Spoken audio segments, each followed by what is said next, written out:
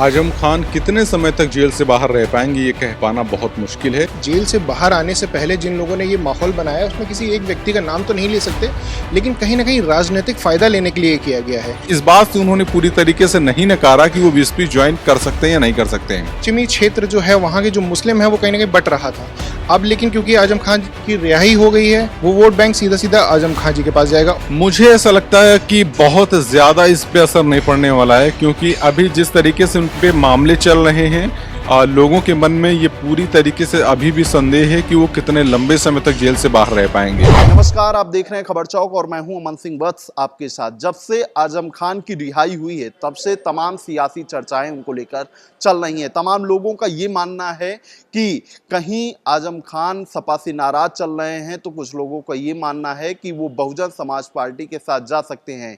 ये जो तमाम सियासी चर्चाएं चल रही हैं, आज इन्हीं पर अपने पत्रकार साथियों से बातचीत करेंगे कि उनकी क्या राय है। जिस तरीके से आजम खान इतने दिनों तक जेल में रहे, उसके बाद उनको एक के बाद एक 3 मामलों में जमानत मिल जाती है, किस तरीके से देखते हैं इसको? देखिए, भले ही जमानत मिल गई हो, रिहा हो चुके हों, लेकिन मुझे ऐसा लगता है और लोगों के मन में भी ये सवाल है कि आजम खान कितने समय तक जेल से बाहर रह पाएंगे ये कह पाना बहुत मुश्किल है। क्योंकि ऐसा नहीं है कि जिस तरीके से 2017 के बाद उन पे मुकदमे दर्ज हुए हैं, 104 मुकदमे दर्ज हुए हैं, और 104 मुकदमों में जिस तरीके से 12 मुकदमों पे उनका फैसला आया है, जिसमें करीब 4 मुकदमों में वो बरी भी हुए हैं और बाकी 8 में उन पे सज़ा हुई है।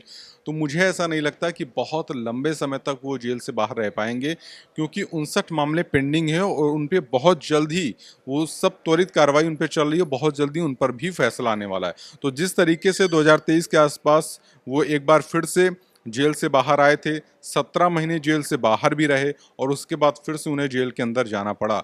तो इस बार जिस तरीके से वो जेल से बाहर आए, तो हो सकता है, मुझे लगता है कि कुछ समय तक रहें, लेकिन अगर बाकी मामलों पे फैसला अगर जल्दी आ जाता है तो हो सकता है कि अगर उन्हें सज़ा मिलती है तो उन्हें दोबारा जेल जाना पड़े। अच्छा, क्या लगता है जब से आजम खान को छूटने की चर्चाएं जब से शुरू हुई और उसके बाद जब जेल से बाहर निकले, तो एक तरीके से सियासी चर्चाएं जो बनी कि समाजवादी पार्टी को छोड़ देंगे, वो बहुजन समाज पार्टी के साथ चले जाएंगे, लेकिन उन्होंने बाहर निकलते ये साफ किया कि वो कहीं जाने वाले नहीं हैं, साथ छोड़ने वाले नहीं हैं। तो क्या लगता है कौन लोग हैं जो इस तरीके से अफवाहें आजम खान को लेकर लगातार उड़ा रहे हैं? देखिए, 2-3 मामले अगर आप ध्यान दें तो इसमें 2-3 मामले ऐसे हैं, बयान हैं, जिनसे कहीं न कहीं संदेह वाली स्थिति पैदा होती है। एक तो लोग ये अफ़वाह कहाँ से शुरू हुई मुझे नहीं पता, जिसमें वो कई लोग कह रहे हैं कि बीएसपी के किसी नेता से उनकी मीटिंग हुई, जेल में लोग मिलने गए, बीएसपी के कोई नेता मिलने गया। ये अलग बात है, इस तथ्य की बात ना करके मैं इस पे आना चाहूँगा।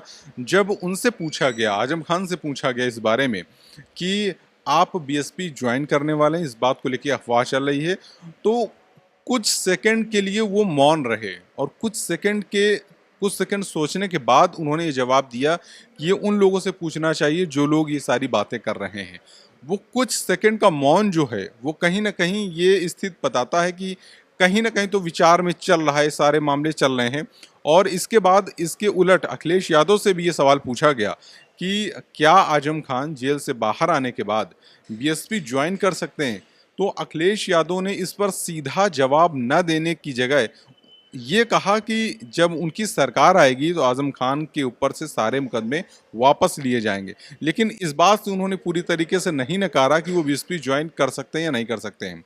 तो कहने का मतलब है कि ये 2 बयान जो हैं वो कहीं ना कहीं इस बात को हवा देते हैं कि हो सकता है कि आजम खान आने वाले समय में बीएसपी को ज्वाइन कर लें, लेकिन ये सिर्फ अभी अफवाहों में ही है। लेकिन जिस तरीके से उनके समर्थक जो हैं या उनके चाहने वाले जो हैं, जिस तरीके से दावे कर रहे हैं कि अगर आजम खान को इस तरीके का कदम उठाना ही था तो जेल ही क्यों जाते, वो पहले ही बीएसपी का दामन थाम लेते या भाजपा के साथ संपर्क में आ जाते, तब भी तो बच सकते थे, या उनका कोई दूसरा कदम वो उठा सकते थे।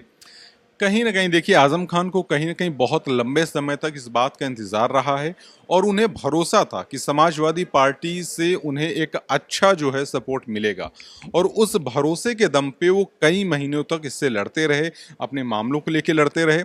लेकिन जैसे कि उनकी पत्नी तंजीन फातिमा ने कहा भी था कि अब मुझे भरोसा जो है वो सिर्फ अल्लाह पर है। यानी कि उनको वो सपोर्ट समाजवादी पार्टी से मिला नहीं जिसकी उन्हें उम्मीद थी।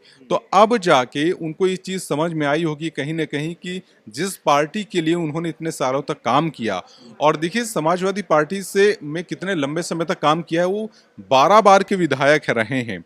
12 बार वो अपने क्षेत्र में उन्होंने जीता है, और वो एकमात्र देश के ऐसे नेता हैं जो इतने लंबे समय तक लगातार जीतते रहे हैं। तो उन्हें ये उम्मीद थी कि इतने कद्दावर नेता होने का उन्हें फ़ायदा मिलेगा, और पार्टी उन्हें उतने ही लंबे तक सपोर्ट करेगी और हर कदम पे उनके साथ खड़ी रहेगी। लेकिन आप देखिए जिस तरीके से जेल से वो रिहा हुए, कोई सपा का बड़ा नेता उनको रिसीव करने नहीं पहुंचा था।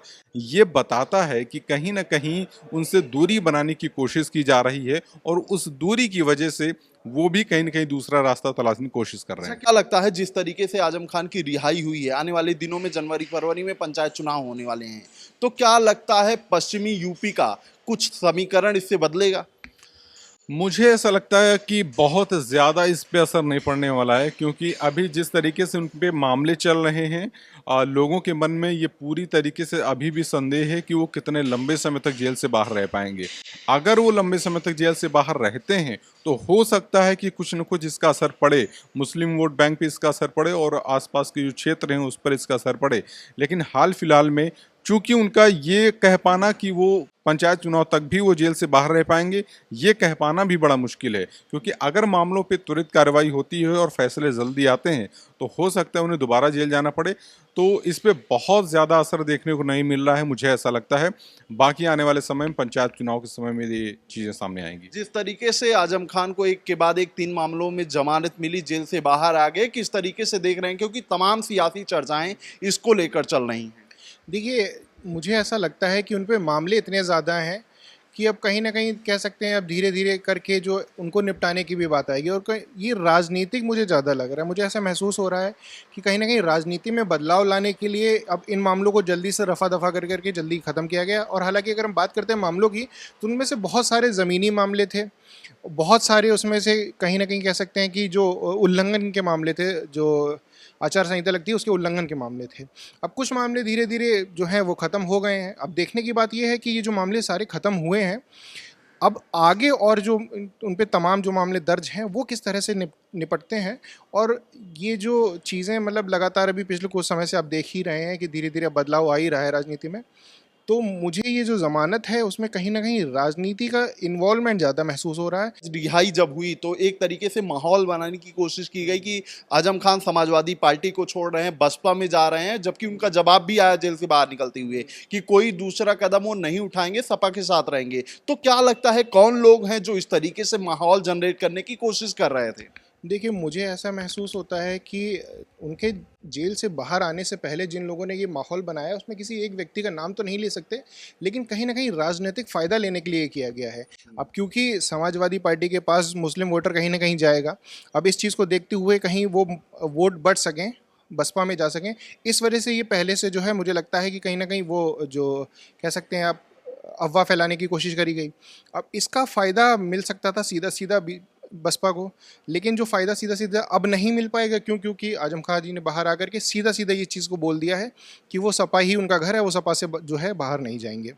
क्या लगता है ऐसे समय में उनकी रिहाई, जब आने वाले दिनों में जनवरी फरवरी में चुनाव होने वाले हैं, पंचायत चुनाव, कोई बड़ा सियासी समीकरण होगा या कोई बड़ा बदलाव देखने को मिलेगा पश्चिमी यूपी में?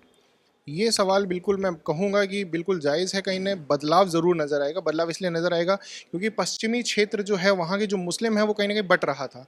अब लेकिन क्योंकि आज़म खान की रिहाई हो गई है, तो अब इसके चलते जो वो वोटर है वो इकट्ठा होगा। जब इकट्ठा होगा तो पूरा वो जो वोट बैंक है, वो वोट बैंक सीधा-सीधा आज़म खान जी के पास जाएगा, और इसको यही जो मुख्य कारण बनेगा थोड़े बदलाव लाने के लिए। राजनीति में बदलाव के जो कारण देखे जा सकते हैं, तो उनके लिए मुझे लगता है ये बहुत महत्वपूर्ण रहेगा। ठीक है, तो ये तमाम हमारे पत्रकार साथी थे। इनकी साफ तौर पर यही राय है कि जिस तरीके से आजम खान बाहर आए हैं पंचायत चुनाव से पहले, तो माना जा सकता है कि कहीं न कहीं जो पश्चिमी यूपी है उसका समीकरण बदलता हुआ जरूर दिखाई देगा। तो ये तमाम हमारे पत्रकार साथियों की राय है। ऐसी राय आपके बीच में लेकर आते रहेंगे। तब तक देखते रहिए खबर चौक। शुक्रिया। New public inter college Lucknow, admission open.